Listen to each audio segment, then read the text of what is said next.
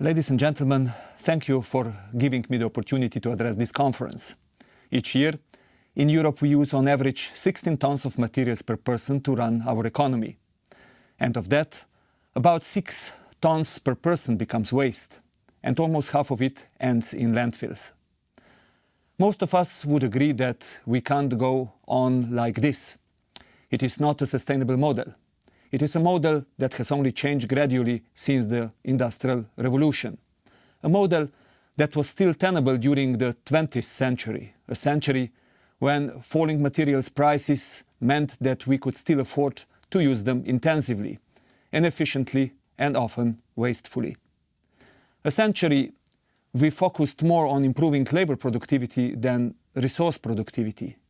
And a century when we did not put a true economic and social value on protecting our natural capital. How do we get away from today's wasteful economic model where we mine, manufacture, use, and throw away? This linear economy means that we basically pass the problems along each step in the line, creating more waste which we bury in the ground.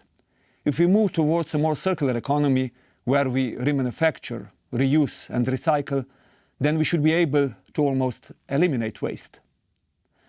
Such a circular economy will make our markets and societies more resilient and competitive in the long term. But how can we achieve this?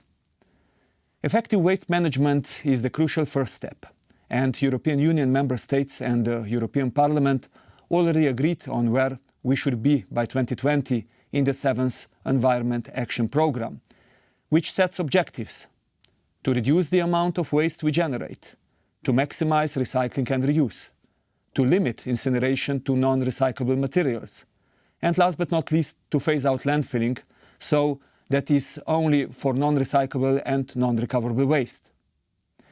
For sure, these objectives may appear very ambitious, but already today 6 member states have effectively phased out landfilling, and 4 member states are recycling more than 60% of their municipal waste.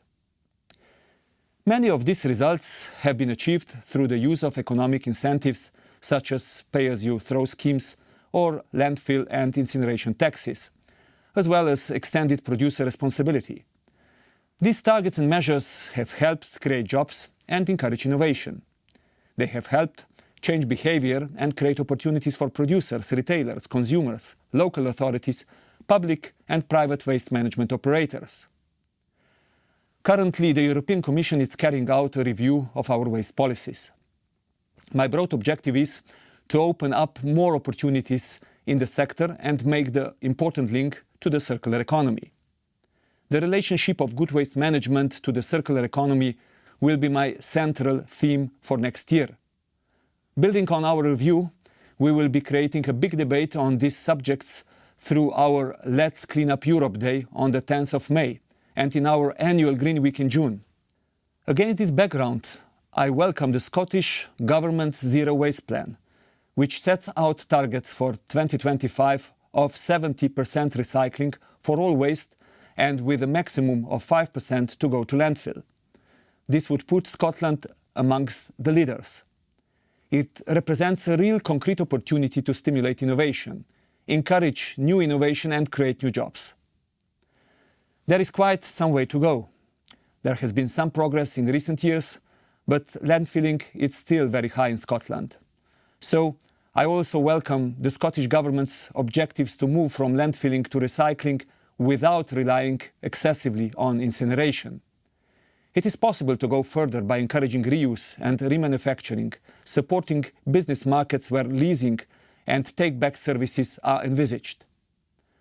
As we move towards more reuse and recycling and a more circular economic model, the future of the waste industry will depend crucially on innovation. The European Innovation Partnership on Raw Materials, which I launched with Vice President Tajani, my colleague responsible for industrial policy, published last week its strategic program to encourage innovation along the entire value chain of raw materials, notably from exploration to extraction, processing, refining, reuse, recycling, and substitution. Ladies and gentlemen, I very much welcome the initiative of the Scottish Government to move to a zero-waste economy. This is a movement which is gaining support throughout Europe, and where the European Commission can play a role in supporting each country's objectives. I thank you for your attention, and I wish you a very fruitful conference.